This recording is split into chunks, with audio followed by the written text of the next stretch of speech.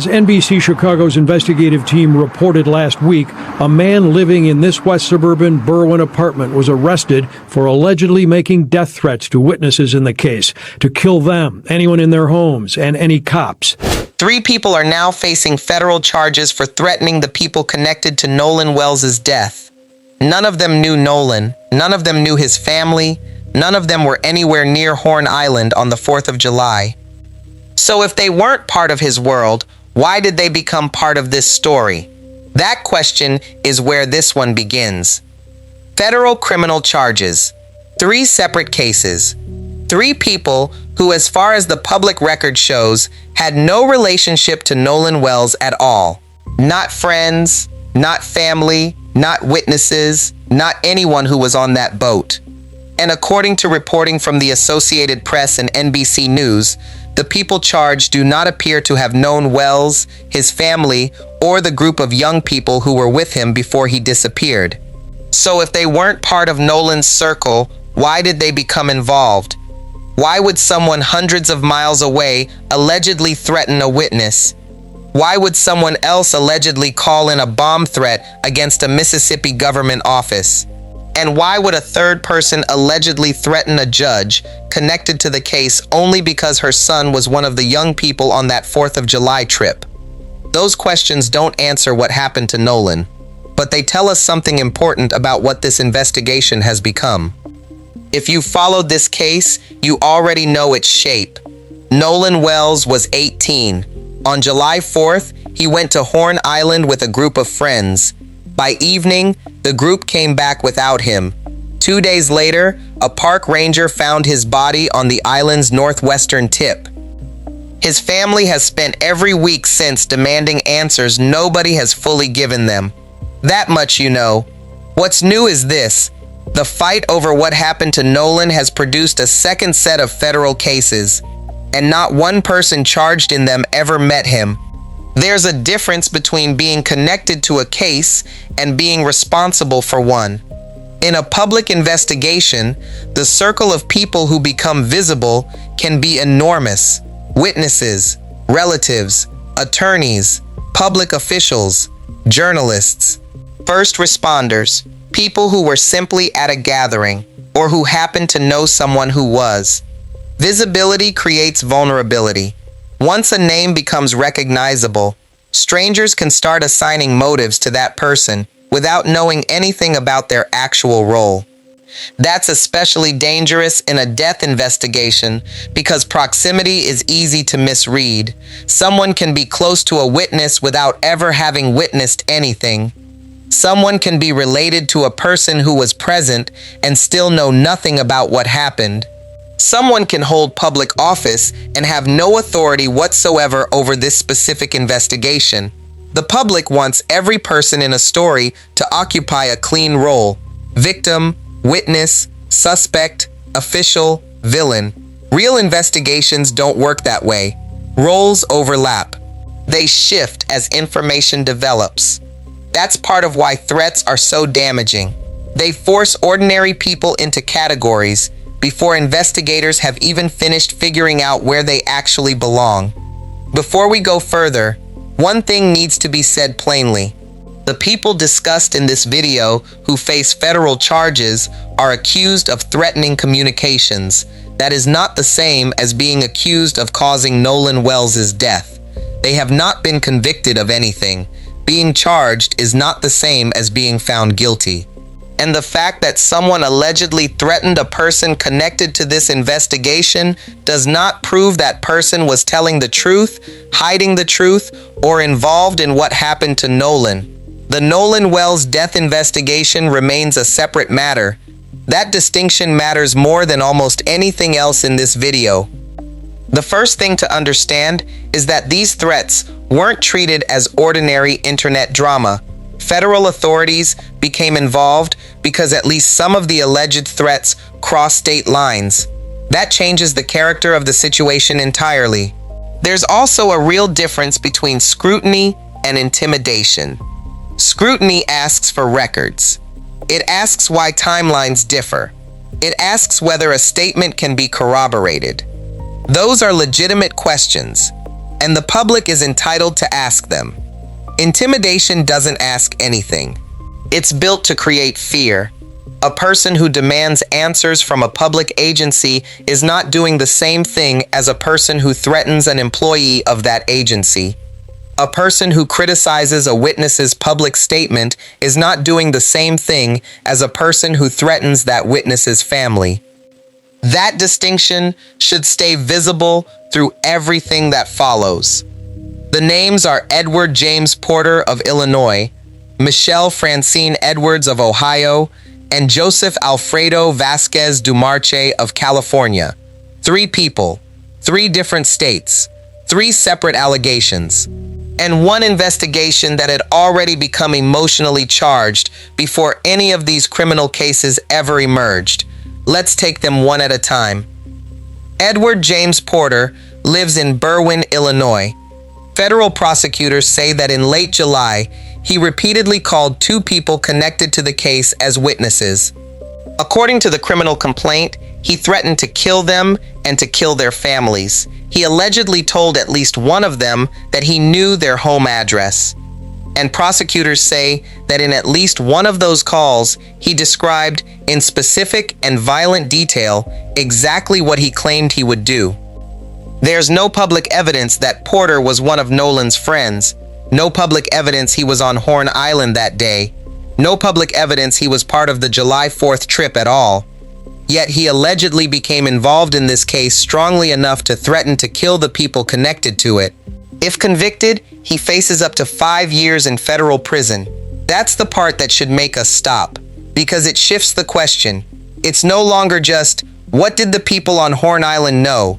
It becomes, how did the public reaction to Nolan's death get powerful enough to pull a stranger 1,000 miles away into making threats like this? There's a warning worth pausing on here. For anyone following this case online, don't publish private addresses. Don't encourage people to contact witnesses. Don't direct anger towards someone's family, employer, school, or neighborhood. And don't confuse finding someone's personal information with finding evidence. If you genuinely have information about what happened to Nolan, the useful move is to bring it to investigators or a legitimate legal channel. A screenshot of a rumor gets attention. A verified fact moves a case forward. Those are not the same thing. Michelle Francine Edwards lives in Cincinnati, Ohio. On July 23rd, prosecutors say she called a Mississippi County Clerk's office more than 20 times in an 8-minute span, telling them not to go outside. Later that same day, according to the affidavit, she allegedly called the Jackson County Sheriff's Office and warned them a bomb had been placed outside. Ohio is roughly 700 miles from Horn Island. There's no public evidence Edwards knew Nolan, no evidence she knew his family, no evidence she knew anyone who was on that boat. What the available reporting suggests instead is something more unsettling about how this case traveled. A person can become emotionally invested in an investigation without ever meeting anyone connected to it. They can watch videos, follow commentators, read posts, and somewhere in that process, for reasons the public record doesn't fully explain, some people decide watching isn't enough anymore. The third defendant is Joseph Alfredo Vasquez Dumarche of Sacramento, California. A federal grand jury indicted him on a charge of witness tampering for allegedly using interstate communications to threaten a witness with the intent to influence or prevent testimony in an official proceeding.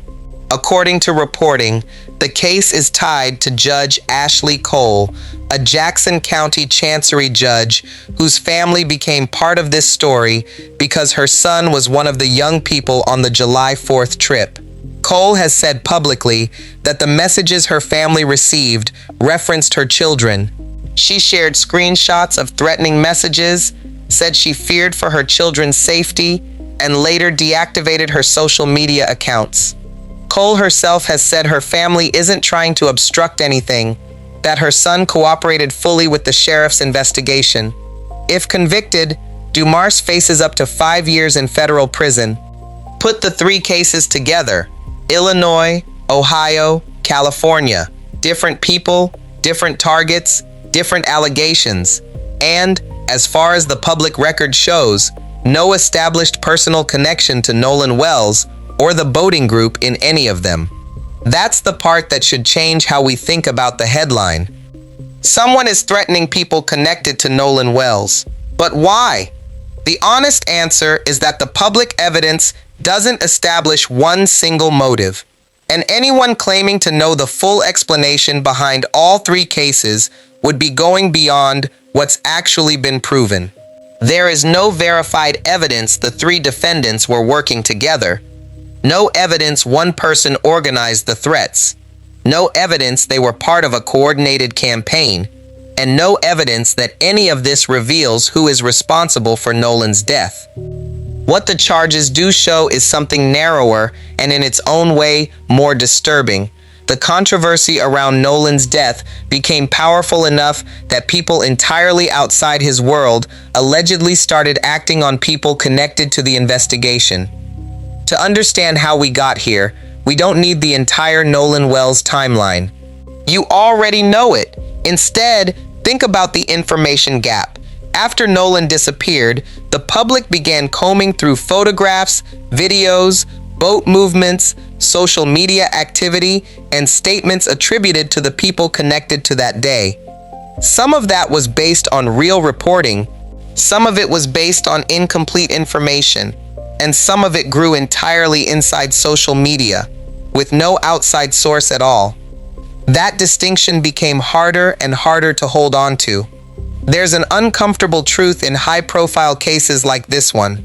People sometimes confuse emotional investment with first-hand knowledge. Someone can feel deeply connected to Nolan's story without ever having known him. That feeling can be completely sincere, but sincerity doesn't create evidence. A person who's watched 100 videos about this case still isn't a witness. A person who's read 1,000 comments still isn't an investigator. And a person who notices one real inconsistency still doesn't automatically know what explains it. One person posts a theory, another treats that theory as fact. A third builds a video around the supposed fact. Someone else shares it without checking the original claim. And suddenly, a piece of speculation looks like established evidence, simply because thousands of people repeated it. That's one of the most dangerous dynamics in a case like this. Repetition can create the appearance of confirmation, but repetition is not confirmation. One of the earliest publicly documented examples of this came from Ashley Cole herself. In July, she publicly said her family was receiving threats and shared screenshots and a screen recording of threatening messages. Those messages weren't directed only at someone who'd chosen to enter the public debate. They reportedly reached a family connected to the case simply because of a relationship to one of the young people who'd been on that trip. That's a very different situation, and it raises a question that should concern anyone who actually cares about finding out what happened to Nolan. What happens when people become afraid to be associated with this investigation at all? Because the investigation needs people to cooperate. It needs witnesses willing to speak. It needs evidence preserved, not hidden out of fear. It needs people to be able to participate without becoming targets. Both realities can exist at the same time. A grieving family can deserve answers, and people who haven't been charged with a crime can deserve protection from threats. The same standard should apply to everyone connected to this case. If someone is accused of wrongdoing, report the allegation accurately. If someone denies it, report the denial accurately. If investigators haven't accused someone, we shouldn't do it for them. And if a threat case is being discussed, it shouldn't be turned into a claim that the person charged knows who caused Nolan's death. That may sound cautious. It is. But caution isn't the enemy of a compelling story. Uncertainty, told honestly, can be more compelling than a theory dressed up as fact. Part of why this case exploded nationally the way it did is also part of the public record. Nolan was black. The friends who were with him on Horn Island were white. According to the Associated Press, that fact, combined with a documented history of racial injustice in Mississippi and public distrust of how officials handle cases like this one, is part of what turned a local tragedy into a national argument almost overnight, and part of why so many people, watching from far away, felt personally implicated in a story they'd never touched. That context doesn't explain any single threat, but it helps explain the size of the fire the threat stepped into. Ben Crump, the family's attorney, has connected Nolan's case to two others, Daniel Irving and Tyler Smith, describing all three as 18-year-old black men who died within 3 months of each other, and calling for transparent investigations into all three deaths. The geography here is also revealing in its own right. Nolan's death happened in Mississippi, but the alleged threat cases reached Illinois, Ohio, and California. That spread shows how digital attention removes the physical boundaries a local investigation used to have. A person no longer has to live anywhere near a courthouse to become entangled in its controversy. They can follow a story from another state entirely and act on it almost immediately. For investigators, that's a real practical problem. A local death investigation can produce national digital evidence. Threats get sent from other states. Accounts can be anonymous. Messages get deleted. People use multiple platforms. Investigators may have to work across jurisdictions just to determine who sent what, from where, and with what intent. That's one reason interstate threats become a federal matter, and one reason the threat investigation isn't a side story. It's its own legal problem, growing directly out of the first one. Once that fire was burning, Mississippi's own officials had to respond to it directly. Attorney General Lynn Fitch put it plainly: efforts to intimidate, disrupt, or interfere with the work of law enforcement and prosecutors, and threats to their well-being will be taken seriously, and her office will hold the people who make them accountable. Mississippi's Public Safety Commissioner confirmed the FBI is investigating threats made against witnesses, officials, and the families connected to this case. And it's worth being precise about what that means. The FBI's involvement doesn't mean the FBI has taken over the Nolan Wells death investigation. The Jackson County Sheriff's Office remains the lead agency on that. The FBI is assisting specifically with the federal aspects, the interstate threats. Federal involvement in the threats is not proof of homicide. It's proof that alleged threats crossed into federal jurisdiction. Nothing more should be inferred without evidence. Intimidating a witness isn't a gray area either. Under federal law, it's a felony. So ask the obvious question: why would someone who never met Nolan, never set foot on Horn Island, and has no evidence about what happened to him, decide the right move was to threaten a judge's children, call in a bomb threat, or tell a witness he knew where they lived? The honest answer is that nobody outside those three defendants fully knows yet. Motives in threat cases are often complicated. One person may act from political conviction. Another may be reacting to something they saw in a single video. Another may believe they're defending someone. Another may simply want attention. Similar acts don't automatically mean identical motives. Three people can do similar things for three completely different reasons. So even once investigators establish exactly what each defendant allegedly did, that may still not produce one grand explanation for why any of it happened. And that's exactly why responsible reporting should resist turning three separate federal cases into one tidy conspiracy. There's currently no public evidence that supports that. That's the part worth sitting with. A person can watch 100 videos about this case and still never become a witness. A person can read every post about it and still never become an investigator. Feeling certain about a case is not the same as knowing what happened in it. And nobody, no matter how certain they feel, is entitled to punish another person for a crime that hasn't been proven. Because here's what threats actually do to a case like this. They don't get investigators closer to the truth. They push witnesses further away from it.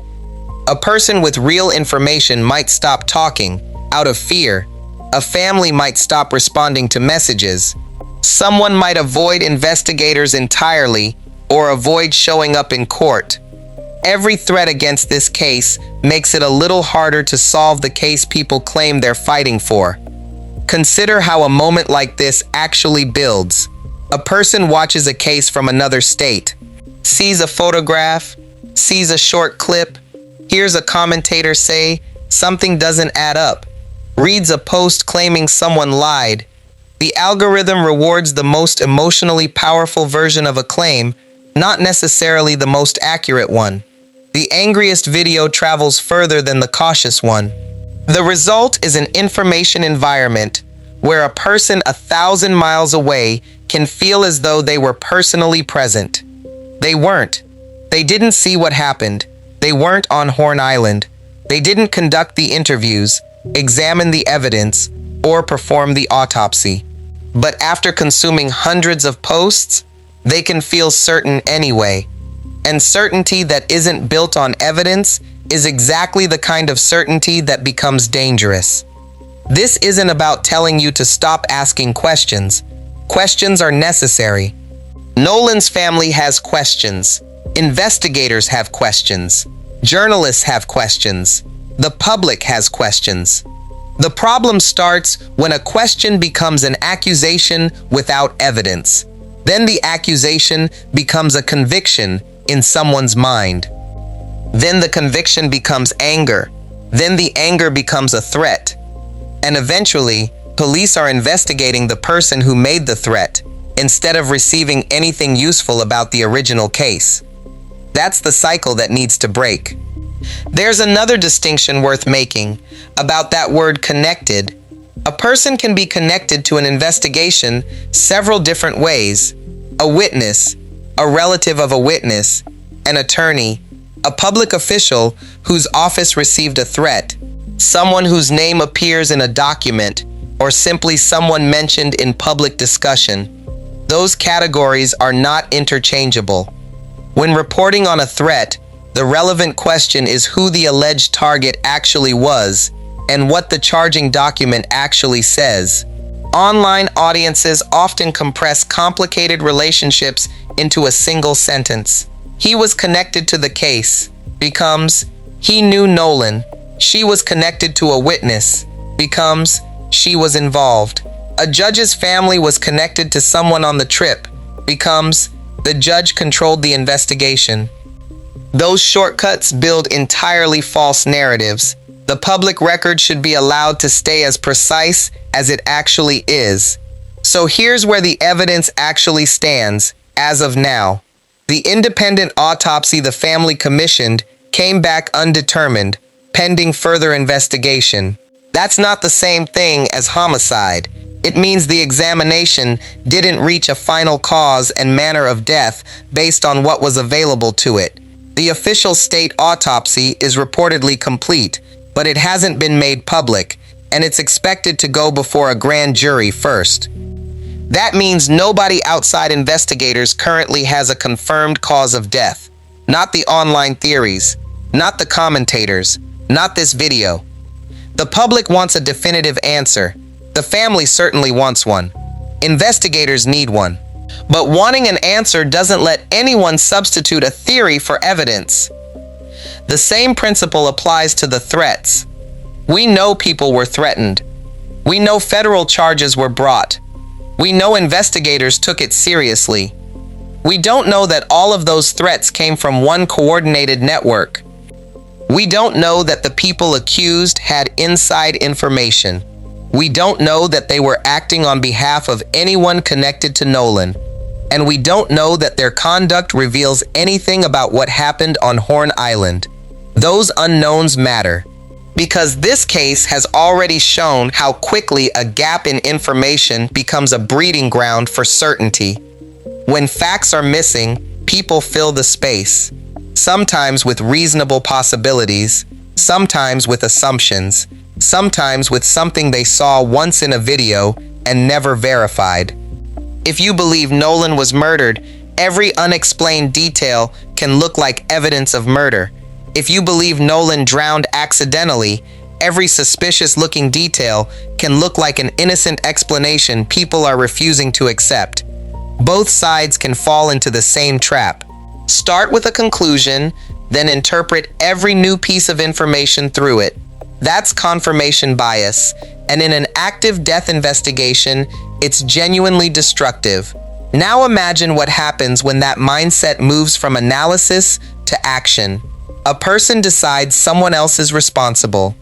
They find that person's name, their social media, their family. They send messages. They make threats. They call government offices. They threaten a judge. They threaten a witness. At that point, that person hasn't advanced the investigation. They've created a second one. The irony is hard to miss. People may believe they're threatening someone because they want justice for Nolan, but threats make it harder to get justice for Nolan. They frighten witnesses. They make families withdraw. They overwhelm investigators with noise. They create legal distractions. They make people less willing to cooperate. And they damage the credibility of legitimate questions by attaching those questions to unlawful behavior. That's why the question why matters here. Not because we can answer it with certainty, but because the reason behind these threats may tell us something about how people are consuming this case in the first place. Nolan Wells' family has said over and over that all they want is the truth. At one press conference, his father asked where the empathy was for a grieving family under this kind of pressure. His mother said she won't rest and won't be distracted until there are answers, that if anyone knows anything, friends or strangers, they should call the hotline. That's still the actual story here. Everything else, the threats, the federal charges, the online battles, is the wreckage building up around it. It's possible to care deeply about Nolan and still refuse to take part in harassment. It's possible to demand transparency and still reject conspiracy claims that have no evidence behind them. It's possible to believe unanswered questions deserve answers, while also recognizing that accusations require proof. Those positions aren't contradictory. They're necessary. In fact, they have to coexist if this investigation is going to produce a result anyone can actually trust. So what do the new charges actually change? They don't tell us how Nolan died. They don't identify a killer. They don't establish a cover-up. They don't prove anyone connected to the July 4th trip committed a crime. What they do establish is that the fallout from this case has created a second set of criminal proceedings, and that those proceedings show just how intense the public reaction has become. The three defendants are accused of conduct serious enough to trigger federal charges. The alleged targets included witnesses, government offices, and a judge's family. That's not an internet drama, that's a legal matter. At the same time, these three people shouldn't become characters in the Nolan Wells death investigation. They're not substitutes for evidence about Nolan. Their guilt or innocence belongs in court. The question of Nolan's death belongs with the death investigation, and what the public should believe belongs with the evidence, nowhere else.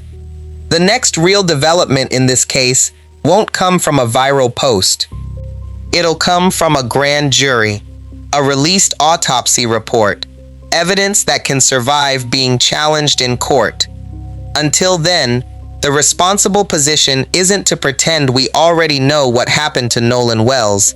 It's to keep asking, keep checking, and stop turning the people around this case into targets before the evidence has said a single word. Because right now, that's the real headline. Someone is threatening the people connected to Nolan Wells. And the honest answer to why is still the hardest one to accept. We don't fully know yet. If you want the verified developments in this case as they happen, and none of the noise, subscribe and stay with us.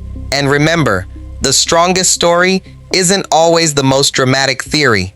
Sometimes the strongest story is the one that refuses to claim more than the evidence can support.